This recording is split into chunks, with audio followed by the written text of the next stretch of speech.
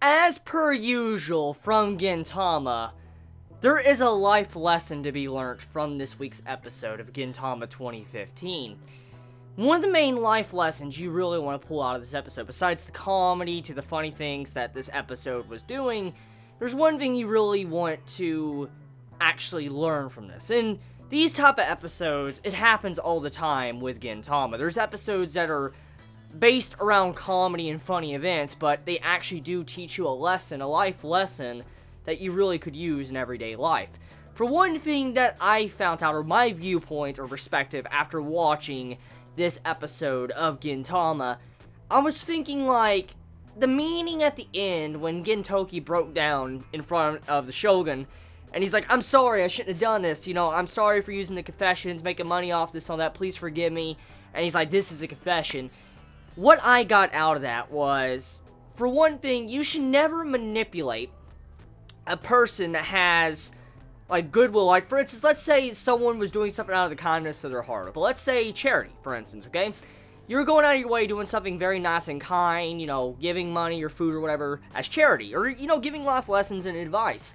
And then all of a sudden, you, in the background, you notice this person doing this, and you're like, okay, I'm gonna, use this person, I'm gonna manipulate them a little bit, I'm gonna try to cash in on their talents and their goodwill, their good faith, and try to make some money out of this. And that's kind of what this episode was trying to show.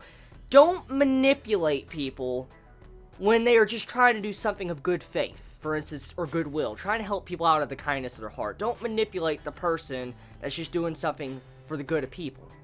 And that's kind of what Gintoki was doing. He was manipulating Tama, using her talent and what she likes to do against her for he can make money. And then, Gintoki, he realizes at the end, like, what he did wrong. And that is the life lesson I learned from this. Like, never use someone's goodwill for personal gain, for your own personal gain. Don't do that. See, that's one of the things I learned from this episode. Now, besides that, the episode was very, very fun, as usual when it comes to Gintama. I mean, it was everything we know and love from the series, to the comedy, to the funny build-up, to the ending with the Shogun, most likely being assassinated or killed, and then the revelation at the end of where the Shogun has amnesia, and he's with Katsura, the very person that wants to kill him. They're working together, like, let's be, a person that's gonna go against the government and all that, and the Bakufu, and the ending is hilarious, and most likely next week's episode is going to carry on with the aftermath after this episode, which I'm looking forward to, because that's going to be very interesting, getting to see Katsura and the Shogun working together, and talking about, I guess, different things that are rebel-related with the Shogun. It's pretty fucking funny. But, for now, though, talking about this episode, I feel like some of the things in this episode are just too damn funny. Like, at the beginning of the episode, when you see how, like, Gintoki, he was slowly finding out the people around him, like Kagura, and then, let's say Shinpachi, and then Sadaharu and all them, how they kept doing confessions in this booth to Tama, and it slowly built up to where Gintoki had a fucking mop stuck up his ass, his figure was broken, and then someone was, like, living in his closet. Actually, two people were living in his closet, and one person was supposedly dead in his closet. It's very funny seeing the gradual build-up of this episode with the comedy, and I feel like majority of us that were watching this episode were probably dying of laughter around the midway point.